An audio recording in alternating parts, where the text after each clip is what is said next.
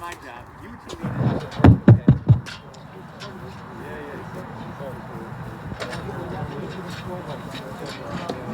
to. Ladies and gentlemen, in a couple of moments we're going to begin the service. We ask, while we're at the graveside, to be social distance. We set up the chairs in a spread out manner.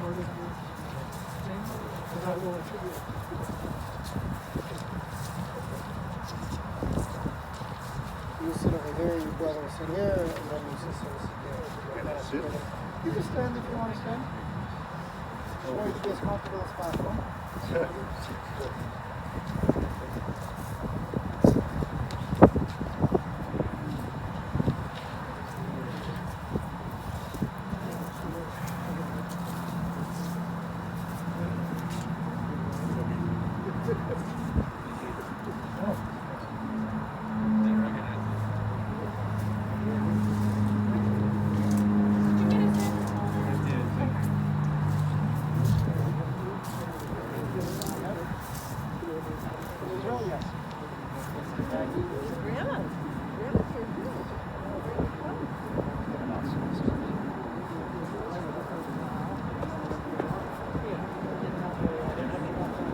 Not a problem.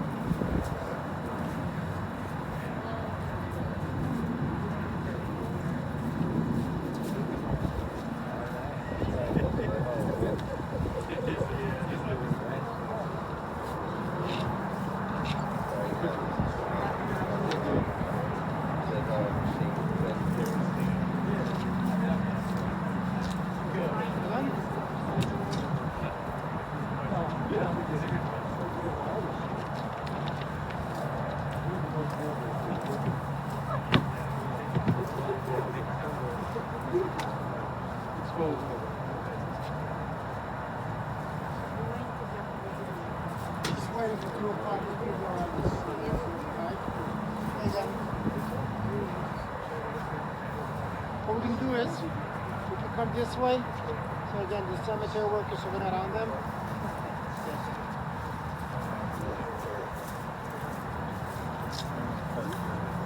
Perfect.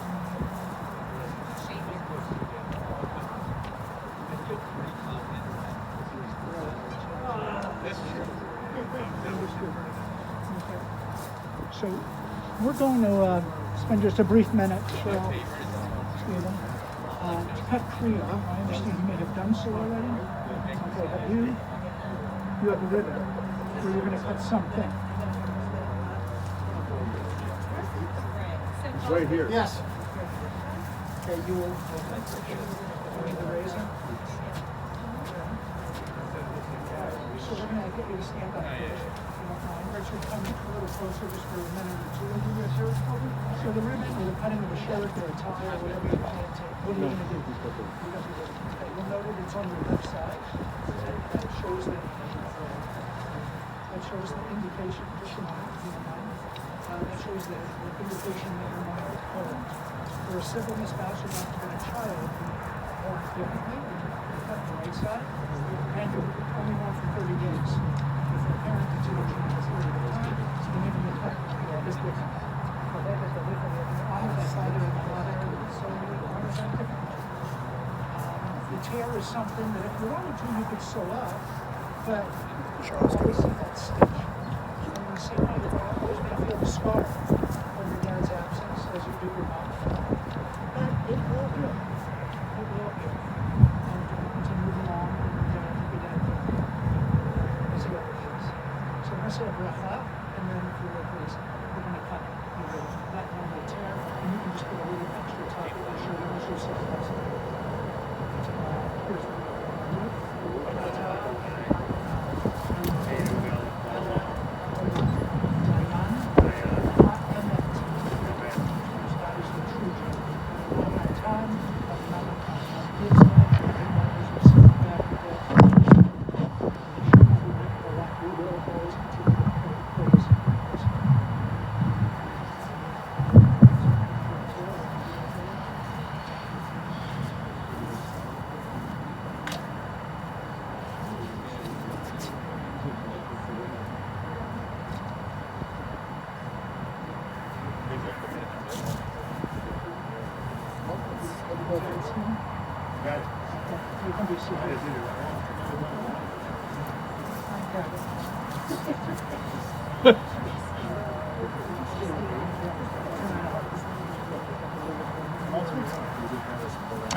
Again, ladies and gentlemen, we're about to begin the service. For those that are present and you have a cell phone on you or a noise-making device, if you could turn it to the silent mode. Officiating is Cantor Stephen Store.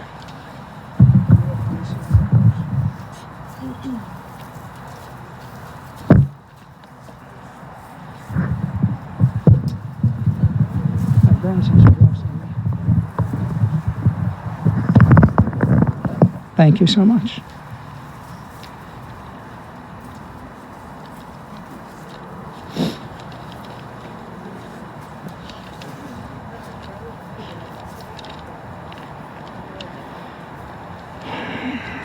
הצור תמים פועלו כי חוד רחב משפט אל אמונה ואין עוול צדיק וישר הוא הצור תמים בכל פועל מיומר למטיף עלה שליט במטה ומעלה ממית מחיי מוריד שול ויעל הצור תמים בכל מעשה מיומר למה תעשה האומר ויעשה וחסד חינם לנו תעשה וזכות הנקד כסך שיבה ויעשה צדיק בכל דרכיו הצור תמים ערך הפעמים מלא רחמים חמלנה וחוסנה לבות דבנים כי לך אדון הסליחות והרחמים צדיק אתרנה להעמיד ולחיות אשר בירך פקטון כל רוחות חלילה לך זכרוננו למחות ביוני לכם רחמים אלינו וכוחות כי לך אדון הרחמים והסליחות אדם עם בן שנה יהיה ולב שנים יחיה מה יתרון לו כלא יהיה ברוך דיין האמת ממית מחיה ברוך הוא כי אמת דינו משוטט הכל בעינו ומשלם לאדם חשבונו בדינו והכל לשמו הודיה ייתנו יד אדוני כי צריך משפטך תצלח בדברך ותזכה בשופטיך ואין להרהר את מידת שופטיך צדיק אתה אדוני וישר משפטך דיין אמת שופט צדק ואמת ברוך דיין האמת שכל משפטיו צדק ואמת נפש כוחך בידך צדק מעלה ימינך רחם על פליטת צאן ידך ותאמר למלאך הרף ידך גדול עצב רב הלליה אשר נקה בכוחות על כל דרכי בני אדם לתת לאיש כדברך וכפרים על עליו להגיד כאשר אדוני צורי ולא עוולת בו אדוני נתן ואדוני לקח ישם אדוני מבורך והוא רחום יכפר עוון ולא ישחית והרבה להשיבה פה ולא יאיר כוחמתו. That very long passage is called the Tziduk Hadin, the judge of righteousness, which mirrors the blessing that you, Cheryl, and Stephen and Richard recited as we cut the kriyah, as we cut the small ribbon or your garment as a sign of loss that you feel.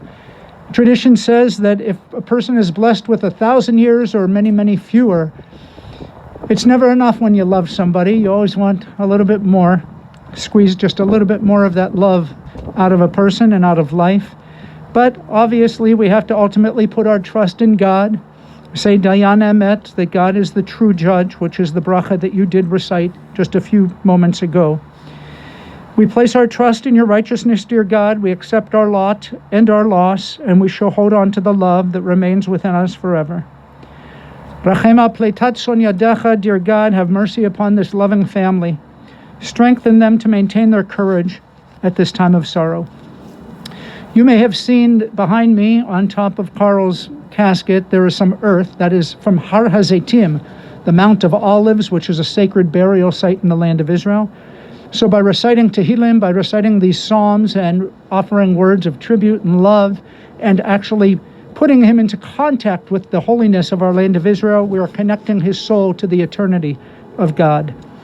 The dust returns to the earth as it was, but the spirit returns to God who gave it.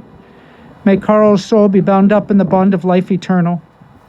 Send comfort, dear God, to those who mourn. Grant them strength. Amen. The 23rd Psalm. Mizmor leDavid Adonai ro'e lo echsar benot asher yarbetzeni al mei menuchot yenhaleni nafshi yeshovev yancheni v'maglei tzedek leman shemo gam ki elech begeit salmavet lo irara ki ata imadi shivtecha mishantecha hema yenachamuni Tarok lefonai sholecha neged sararai. Deshanta v'shemen roshi kosi revaya. Aktov v'chesed yirdefuni kol yemei chayai. V'shavti b'beit Adonai le'orech yamin. A familiar passage to so many of us. The Lord is my shepherd, I shall not want. He makes me to lie down in the green pastures and leads me beside the still waters, and it is God who shall restore my soul. He guides me on straight paths for his name's sake. Yea, though I walk through the valley of the shadow of death, I will fear no evil, for thou art with me. Thy rod and thy staff, they comfort me. Thou preparest a table before me in the presence of mine enemies. Thou hast anointed my head with oil, and my cup runneth over. Surely goodness and mercy shall follow me all the days of my life, and I shall dwell in the house of the Lord forever. A letter that I will read later, written by Lorraine, ends with, "My cup runneth over." I hope all of your cups are overflowing too. And it is that cup of life that God gives us blessings of family and love that helps to make our cup overflow. And I'm sure that Carl felt the exact same way, that his cup in life surely was overflowing. The psalmist also says, "Yea, though I walk through the valley of the shadow of death." And that's a powerful lesson, that we will walk through this valley, this shadow, this difficult moment. You won't get owned by it. You won't get captivated by it. You will learn to walk through this sad, sad moment, as difficult as the moment in time seems to be. But you will, with the love of your families and with the strength that you have and the faith that you have, you will get through this difficult moment. There is an argument in the Talmud where two rabbis are arguing, not an uncommon thing in the Talmud at least, where one rabbi says, Yaakov Avinu lo met. Jacob, our patriarch, never died. And the other scholar says, I don't understand how you could possibly say that. It says in the Bible he died, he was mourned, he was buried. How can you say that? And the other scholar says, as long as his children and his family survive him, he truly is never gone. And I think that's the blessing we have to think about today as we think about your sweet Carl, grandfather, brother, son, father, beloved individual family. I have some words of my own. I have some words that Richard has penned that I will read on his behalf. And then we have several family members who will be speaking with us. And then I want to finish part of that letter that Lorraine wrote to share with you today. I think it's quite beautiful. So, and you are welcome to be seated should you wish. Born on April Fools, Carl would grow to be nobody's fool. He was a man who was always well informed and was never shy to share his opinion on a myriad of topics.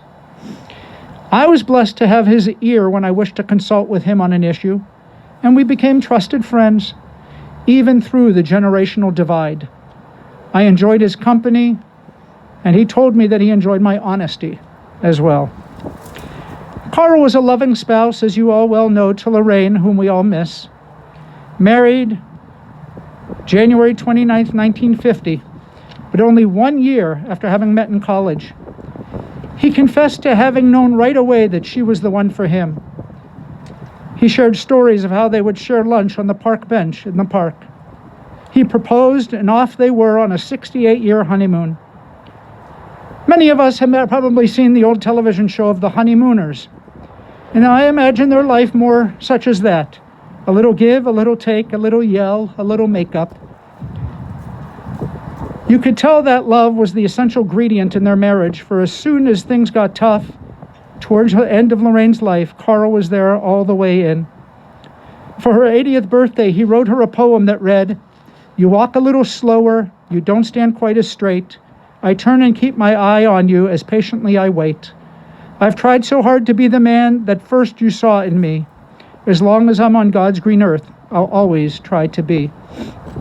And we know he did that during his life and even in death. And now they shall be laid to rest beside one another to begin their spiritual honeymoon. It is told to me that both Carl and Lorraine put passion in their lives and livelihood often putting in 18-hour days to help provide for you, their family. Each of you have grown to emulate that work ethic and exemplified by your parents.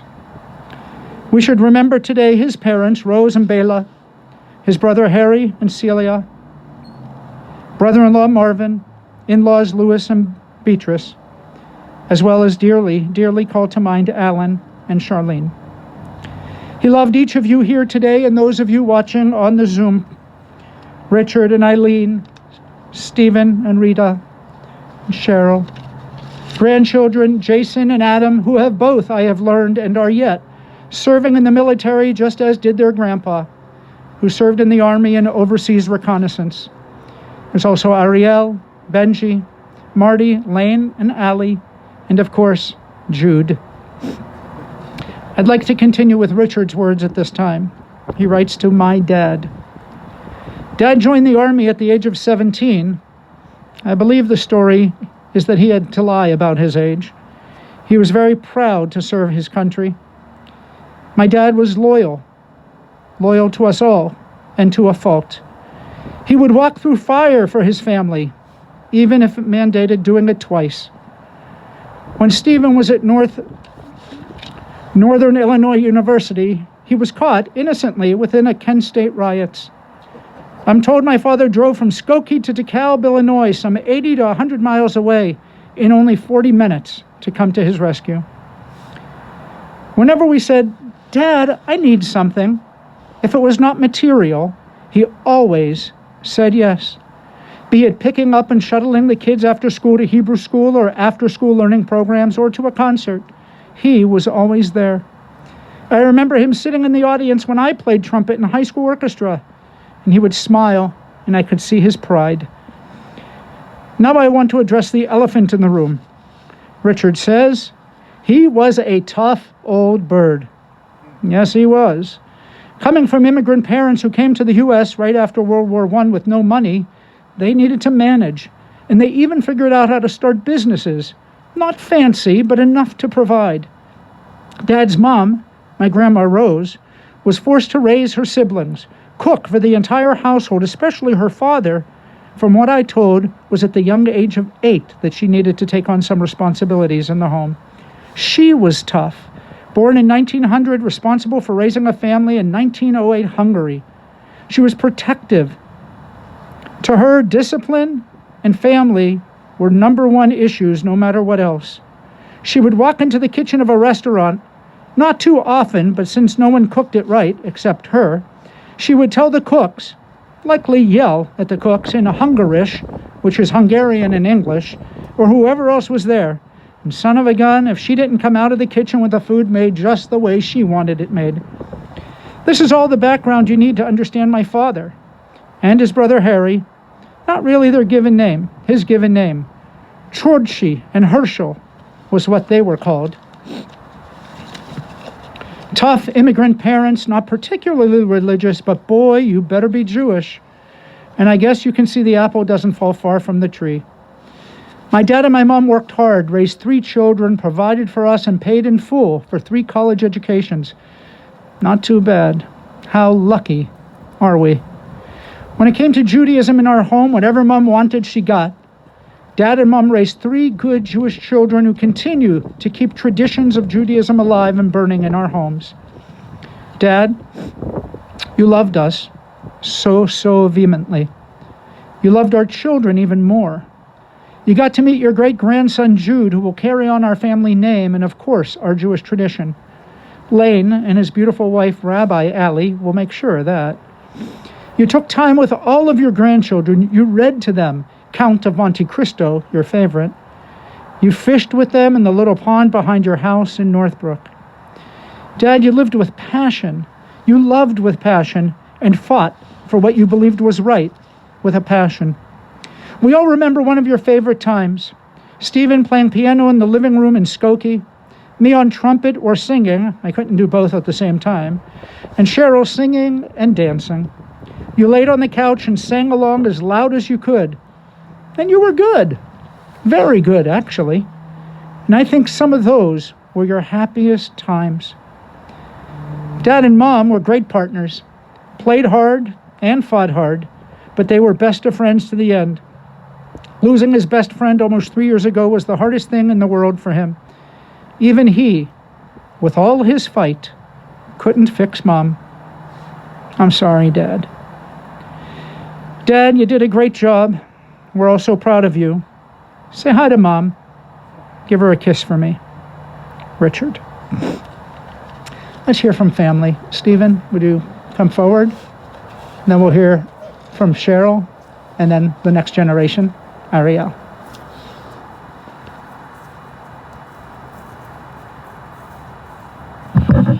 Well done, Richard. That was beautiful. There's no way I can top that. I have only a few things to say. We already know Dad was tough. I think he was especially tough on me. But he taught me some important things in life. He taught me how to throw a ball. But I was left-handed. He taught me so many things. He taught me how to love my family, my friends. He taught me how to work hard. You taught me. You taught me how to work hard, fight hard, play hard. You taught me right from wrong. You taught me to be honest and loyal. And you gave me the opportunity to learn how to water ski when I was about 13 years old, after which time I became competitive. You encouraged me to learn how to scuba dive after a vacation you took with Mom back in around 1969. And from that point on, we both got certified, as a matter of fact, separately. And it's been a lifelong passion of mine. So when all is said and done, when my time comes, if all is said is only the things I've just spoken about you now, I would be pleased and proud. Thank you, Dad, for making me who I am. I love you. God bless you. You will be missed.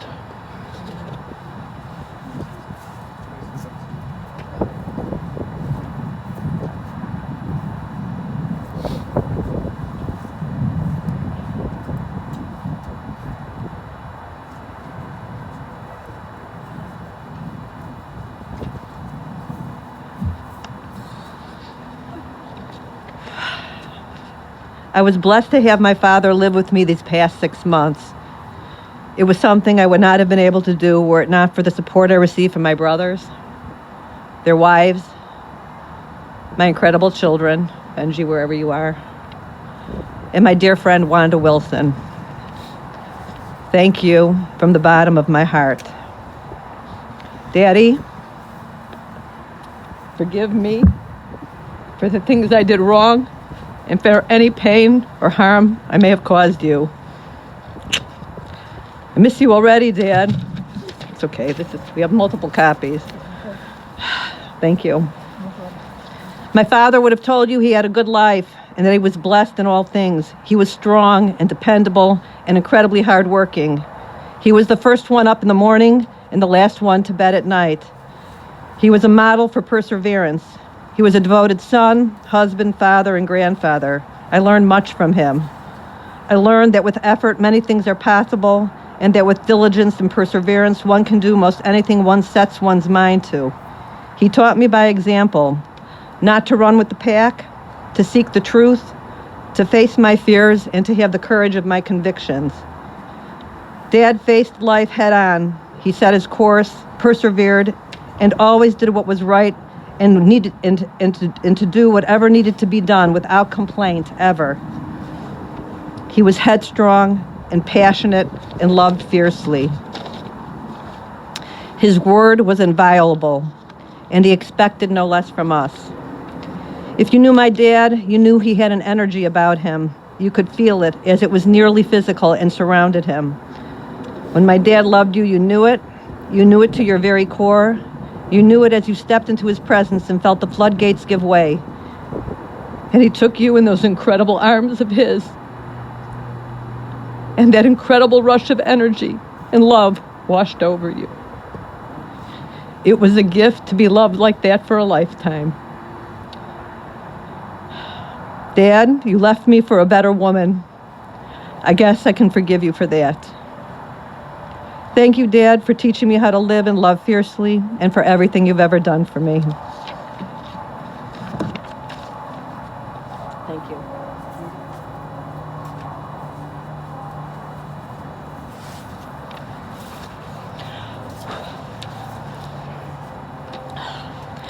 There are very few people in life who love you truly unconditionally. No matter what you do or what you say, that love is always there. Grandpa Carl was one of the people who truly loved his family unconditionally, and he did it in his very own grandpa way. He did it with hugs that stole your breath and kisses that were noisier than socially acceptable. From reading his beloved poetry and force-feeding you foods he claimed were delicious. Grandpa loved us deeply, passionately, and loudly. Grandpa's love wasn't limited to our very small family. He was grandpa to so many people, extended family, friends, neighbors. If you were loved by one of us, then Grandpa loved you too, and he was also your grandpa. Grandpa was a simple guy. He didn't need much to make him happy. He loved Grandma, his family, his lazy boy chair, eggs and peppermeat, and Fox News. He wasn't one to waste words. A visit mostly consisted of him asking you if you were happy and healthy, and if that was true, it was good enough for him. Knowing we were okay made him happy. Fischmans are emotional people. We feel things intensely and passionately. One might have thought that came from Grandma, who was sweet and happy and loved life. But Grandpa was the one who cried easily, wrote beautiful poetry, and lived to take care of us. I'm a crier. My mom's a crier. And Grandpa, who was loud and sometimes scary to a 4-year-old, was a crier. He taught us that men can be sensitive and sweet, but that also they should be strong and fierce. I will never forget when he first moved in with us, he came and sat with us at the Shabbos table. And he looked up with emotion and said to us, "I'm responsible for this." And he was responsible for the little things and the big things. Grandpa played a huge part in who we all are. And we are who we are because of Grandpa. I've been told that I have a lot of Fischman in me. And it's happened maybe once or 100 times that someone's called me Carlina. I hope that I can take all the good qualities and unconditional love that Grandpa had, that he gave to us, and give it to my own children and grandchildren one day, because no one made you feel as loved or as beautiful as Grandpa did. I'm so thankful to Grandpa, because he raised my mother to be an amazing woman, and she's someone who is strong, unselfish, and loves unconditionally. My amazing mother, who showed me and my brother every day what it means to have a karsa tov to a parent, gratitude. My mom, who set an example of what it means to love and take care of family, and gave us the chance to be with Grandpa in his final months. I know she learned this from watching him take care of his own parents. Grandpa, I would like to ask for mechila, for forgiveness, if there's anything that I have done, that I've hurt you in any way. I know there probably was, because I'm a bit difficult, and I have a little Fischman in me. Today, the day is a little less bright, and I'm down another person who loves me unconditionally in this world. But I know my Grandpa is finally where he wants to be, with Grandma, with his parents, with his brother, and with my father. And now, there's another person watching out for me, watching for all of us, loving us unconditionally in the next world. I hope he knows that we all loved him unconditionally too.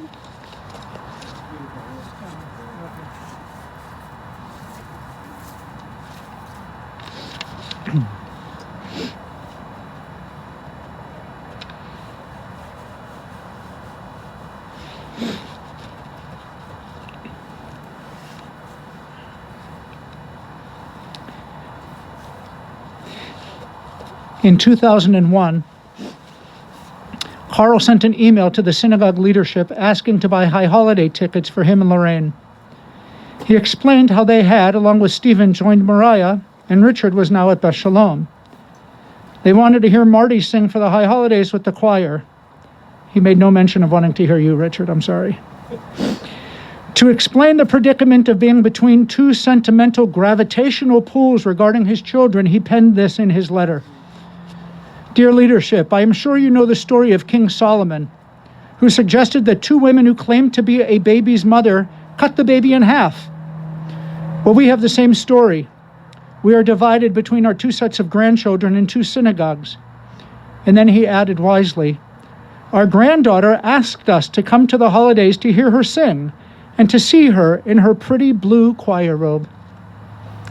In 2002, Lorraine wrote the same basic letter, quoting the same King Solomon story, asking Congregation Beth Shalom the courtesy of a policy to allow them to resolve the tension by allowing them to have high holy day tickets. In that letter, they pledged to support Beth Shalom by regular attendance, coming to programs, supporting various events. And true to their word, of course they did. The irony to me having to find that letter in their files in the synagogue is that yesterday on Shabbat, we read the Haftarah of Miketz, which is the story of Solomon and those two women. It is not read annually, as the Haftarah of the holiday of Hanukkah usually takes precedence. And so it can sometimes be decades until this specific Haftarah actually gets read instead of the two possible Hanukkah Haftarot. I chanted this yesterday, and then I came upon Carl's letter last night. The fact is that this story about Carl's soul and the confluence of time of having read that Haftarah helped to prepare his soul to ascend to heaven. And that coincidence to me is stunning and beautiful. The other glorious thing is this letter from Lorraine that Richard shared with me that was written back in 2006. And it also was all about Hanukkah and all about family. I'm just giving you the abridged version. We can share with you the longer version. It's not so short, even abridged. She begins, hello. Today is the third night of Hanukkah, December 17th, 2006. I'm so happy that all of you are here to celebrate my birthday on the third night of Hanukkah, she wrote. As you know, Hanukkah is a celebration of miracles. 78 years ago, a miracle happened in Chicago. I was born at Michael Reese Hospital to my loving parents. I have been told that family is like a chain. Each member is a link in that chain. The chain is as strong as each link, and it symbolizes the continuity of family. Our family has its own chain, and I hope it will continue and strengthen forever, held together by our trust in God and our abiding faith in God's goodness. Your father and I hope that the values we have instilled in you will keep that chain strong. That chain begins with Grandpa and I meeting at Roosevelt College. I had been introduced to him by a couple of friends who we call our matchmakers. We would meet for lunch and walk around Grant Park during the lovely spring days. Oh, how romantic. It was on such a beautiful spring day when we were sitting on a park bench when your grandfather asked me to marry him. Do you want to know what I said? I said yes. He even got down on his knees to sing April Showers, just like Al Jolson. And then, of course, there were babies, one at a time. The first one is special, our very special Stephen. Although I loved you with all my might, I didn't really know what to do as a mother. But I guess I learned fast. And you learned so many things. You learned to love ketchup and put it on everything, especially Grandpa Shore's Sinai 48 hot dogs with Heinz vegetarian baked beans on the side. And you grew up, and you survived all of our attempts at showing you our loving care. We loved you, but Uncle Sam needed you, and you served 6 years in the U.S. Naval Reserves while going to college. We so love you and are very proud of you and your wonderful family. Our second child was very special, and he was very lucky from the start. Richard came 3 years later into a home with an experienced mother. We became a very special pair. In fact, we're still inseparable. Going back a few years, when you were in 4th grade at Fairview, you showed your mathematical prowess when you did an extra credit project with equations and graphs. Naturally, Daddy and I thought you were a mathematical genius. And we were right. You loved people, and they in turn loved and trusted you. You developed your own practice, and in your spare time, you sing in the synagogue's quintet. Thus, now our fame at Beth Shalom is we're Richard Fischman's parents. Thank God you didn't inherit my musical voice. Well, we know we love you, are very proud of you, and your wonderful family. Daddy always said he'd like to have a third child. And we thought a little girl would be very nice to have around the family. And thank God we were blessed in such a way. Cheryl arrived to a very experienced home with trucks and squirt guns and train sets and Three Stooges on the television and so much more. When you were 3 years old, I returned to college to become certified in education as a teacher. Therefore, your mornings were spent with either one or the other set of grandparents. So you skipped pre-kinder school. They loved taking care of you. Today, I think it's called homeschooling. And we did fine. I went to school, and you played. But when you did, you were such a wonderful student. You learned to play the horn, doodle on the piano, and were always very determined to succeed. You became valedictorian of your Hebrew school graduation class at Kol Emet and Skokie. I surmised you inherited your father's brains and your mother's looks. Your next wonderful event was your marriage to Al, who led you to your deepening of your Jewish faith. We love you. We're so proud of you and your wonderful family. She continues, tonight is Hanukkah, and I remember years ago when you were all youngsters, and Richard and Stephen, you would ask, what do you want for Hanukkah or your birthday? And I would answer, just some peace and quiet. Daddy and I heard joyous, healthy, rambunctious, noisy, active sounds of our children and of our barking Penny, may she rest in peace. So here we are again, all these years ago at Hanukkah, and all of you are here, and it's not quiet, and that's great. I'll move towards the end of this beautiful note. We're also proud of all of our children's accomplishments. Turning back the clock after a few years, you are all married, raising your children with the love of God and family. So the message is that we are together. We have made a strong family chain. Carl and I are very proud of this family, and I'm so grateful that many of you here, and those not, are truly missed. We are grateful our family has grown. Without my wonderful husband and partner, this could not have happened. So Carl, I thank you most of all. We love you. My cup runneth over, and I hope your cup shall overflow as well. Carl and I both wish you a very happy Hanukkah and a happy New Year. May God bless you and your lovely children, and hope you have as much pleasure from your children and your grandchildren as we have had from ours. Love, Mom, a.k.a. Grandma Lorraine. The generation to generation. Ledor vador, ledor vador, ledor vador, nagid God lecha, ulenetzach netzachim, ulenetzach netzachim, kedushatcha nakdish, b'shivchacha Eloheinu, mipinu lo yamush le'olam eved, ki hamelech gadol, ki hamelech gadol, v'kadosh ata, ledor vador, ledor vador, ledor vador, nagid God lecha, ulenetzach netzachim, ulenetzach netzachim, kedushatcha nakdish.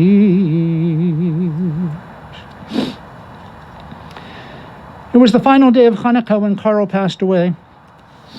Like the Shamus, he stood tall amongst you, his family, and generously shared his light with you so that you could burn brightly in your own way.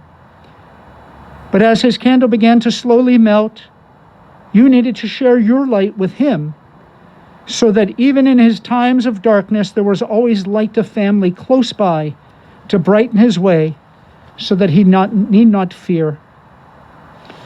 True to his spirit, Carl didn't go without a fight. He loved you as family and did his best to remain here with you with the love and support that you gave him. I want to quote a small portion of this poem by Dylan Thomas that reflects his passion for life and a desire to stay a part of you as family. Do not go gentle into that good night. Old age should burn and rave at close of day. Rage, rage against the dying of the light. Though wise men at their end know dark is right, because their words had forked no lightning, they do not go gentle into that good night. Grave men near death, who see the blinding sight, blind eyes could blaze like meteors and be gay. Rage, rage against the dying of the light. And you, my father, there on that sad height, curse, bless me now with your fierce tears, I pray. Do not go gentle into that good night. Rage, rage against the dying of the light. Carl raged. He fought as he fought throughout his life to remain a part of you, his family, and this circle of love. His light is one by which many of us have been informed and touched. His life has been a noble one of honesty to God and to himself. Yeah, though he may have been able to play the Archie Bunker role at times, I will always recall him as the man who challenged, by way of some verbal jousting, my intellect, my values, and my convictions with only the most genuine of purpose, to speak truth. His employees, his customers, I'm told, loved him as well for his courteousness. And when asked by his children, and Richard claims this happens to him at home as well, when you would ask, Dad, why don't you bring some of that sweetness here home? His response was, well, they pay me to be nice. Carl may have sung April Showers to Lorraine, but I pray today that the shower of peace is within his soul, and that you, his family, are also showered by peace of mind, burying him today, bearing as well any residual regrets or should-haves, because that wouldn't be in the spirit of Carl Fischman. Remember him, love him, bring honor to his memory by how you live your lives. Amen. Simcha, if you would. I'd like to ask those members of the family that have served in the military to come forth as we are presented by the flag of the United States.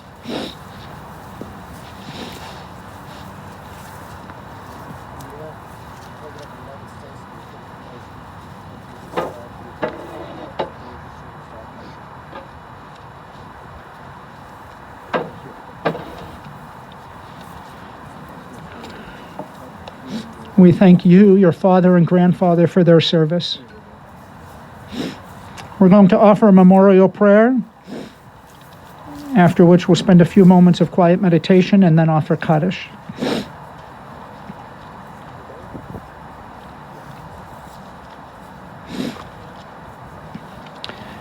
El Malay Rachamim Shochein Bamramim Hametzeh Menucha Nechona Tachat Kanfei Hashchina B'ma'alot Kedoshim U'tehorim Kezahar Harakia Mazhirim Et Nishmat Akiva Ben Yaakov Binyamin Verachel Shahalach Liolamo Began Eden Temenuchato Ana Bal Rachamim הסתירהו בסתר כנפיך לעולמים, וצרור בצורכם את נשמתו, אדוני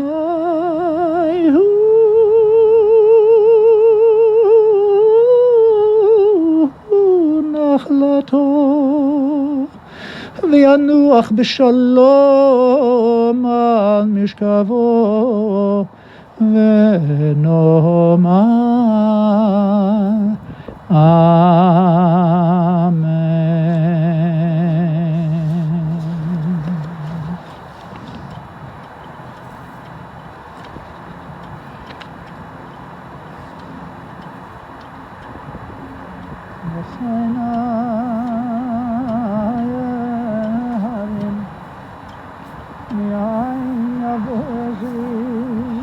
עזרים אדוני, עושה שמיים וארץ, אל יצא למות רגלך, ינום שומרך, הנה לא ינום ולא ישן שומר ישראל.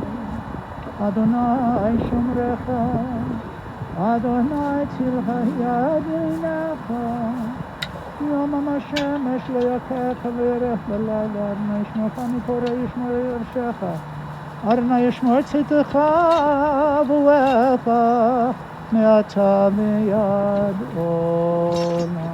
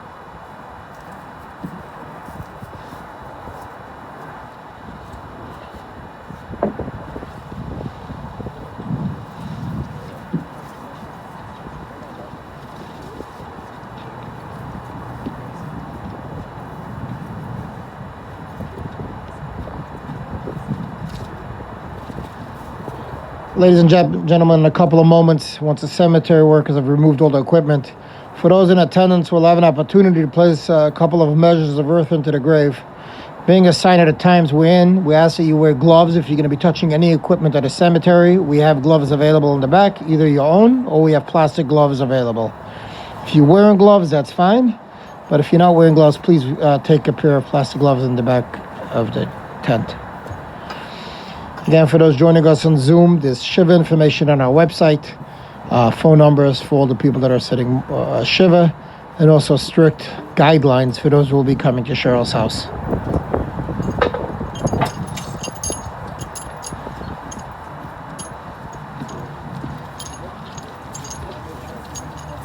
Before we participate in any of the placing of earth, we're going to recite Kaddish, please. Yes? Yit Gadal, Yit Kadash, Amen. V'alma dibra kirutei v'mlichmachutei v'chayechon v'mechon v'chayei l'chol Beit Yisrael v'agala v'zman karev Amen. Yehei Shmei Rabba Mevarach Le'alam Olamei Almaya Yishtabach Yit'ar Yit'man V'yitmaseh Yitadar Yitalev Yitalal Shmei D'Kudsha Berechu Ha'ela Min Kol Birchata V'Shirata Tushbechata V'Nachamata Ta'am Yiran B'Yalma V'Inu Amen. Yehei Shlama Rabba Min Shemaya V'Chaim Aleinu V'Yakol Yisrael Amen. Shalom B'Mramav Hu Ya'aseh Shalom Aleinu V'Yakol Yisrael V'Imru Amen. Yes, please. The gentlemen are going to lower the container of earth onto the platform that we can participate by shoveling. I'm sure Simcha gave you the announcements already about gloves and spacing and carefulness and all of those things. Tradition is, if you made mention, I'm sorry, Simcha, if I'm repeating, the tradition is at least 3 measures of earth go into the grave to show our intention of doing something sacred and holy. I would ask you if your intention is only to do those 3 shovels, or if your intention is to do more than 3 shovels, first do the 3, step away, let somebody else do their 3, as it might be that they want to take leave of the cemetery grounds. And then if you're going to remain to do more, we can remain to do more.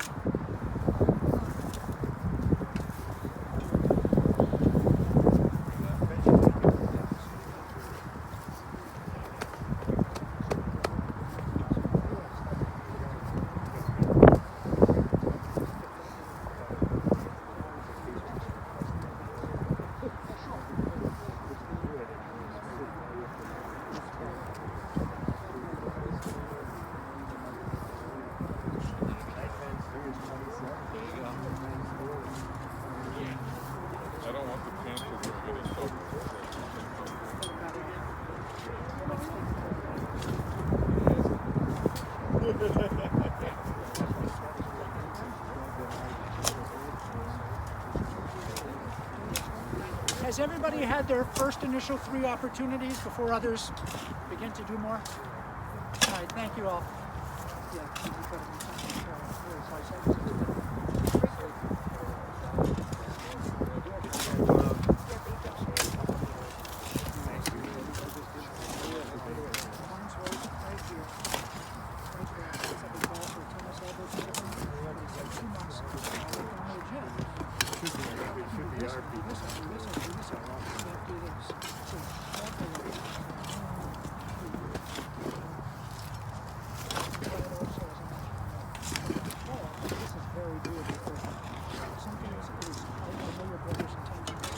Sometimes it's so, it's like, oh, you can't get that into the earth. It's just you try to lift it and then you comes off. And you're like, we're going to make it. It's like,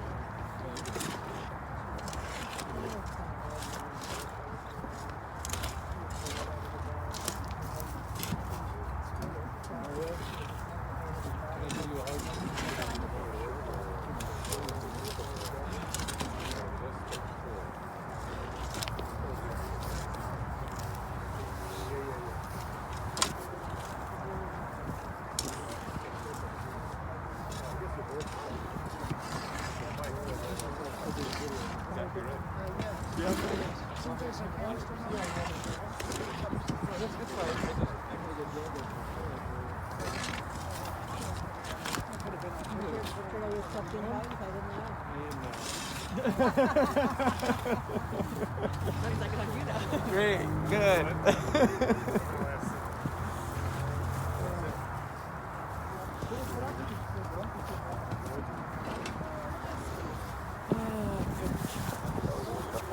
You said it so well for all of us.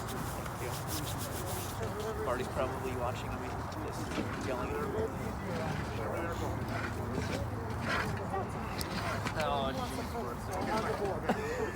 Oh, she's so word. I mean, in the most loving way, of course. She's in our bubble, but she doesn't talk to touch anyone or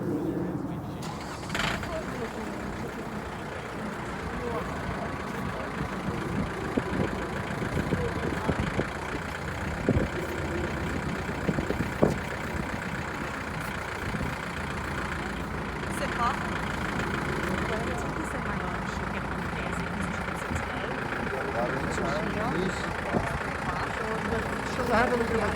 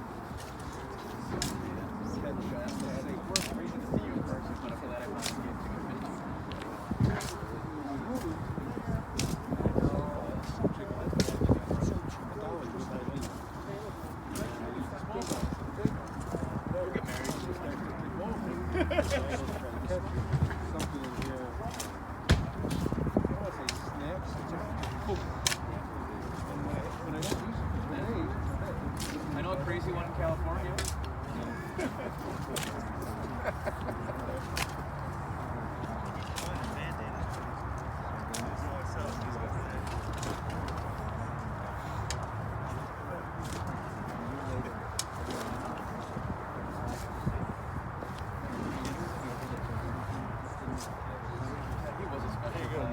He mandated that this happens again.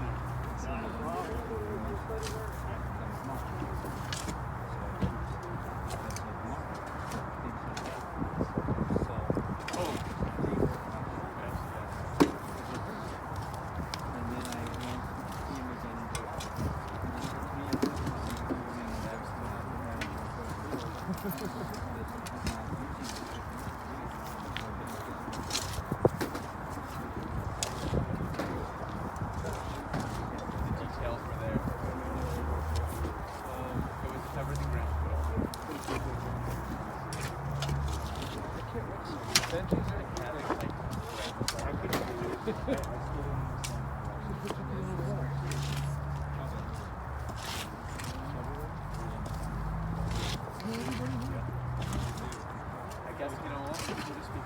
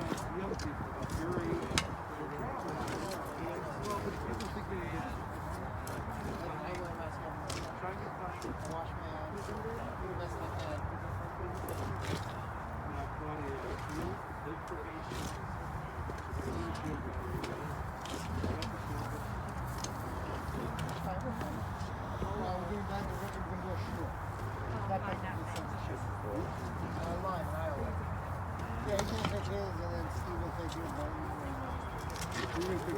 Okay, you'll take the whole night.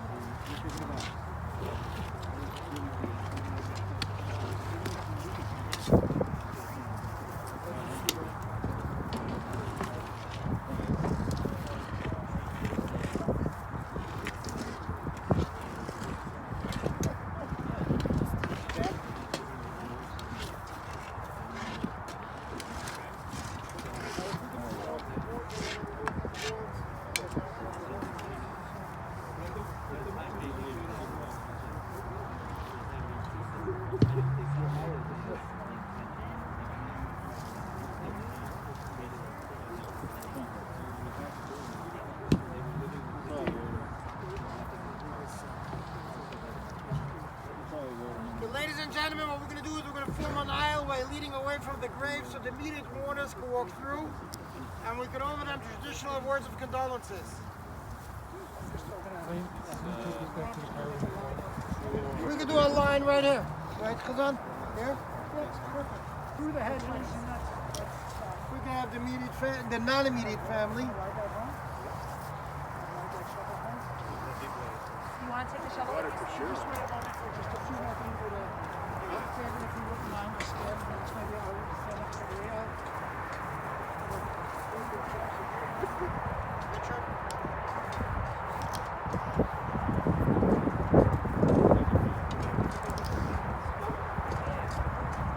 I'll get you back. I'll get you back. I'll get it.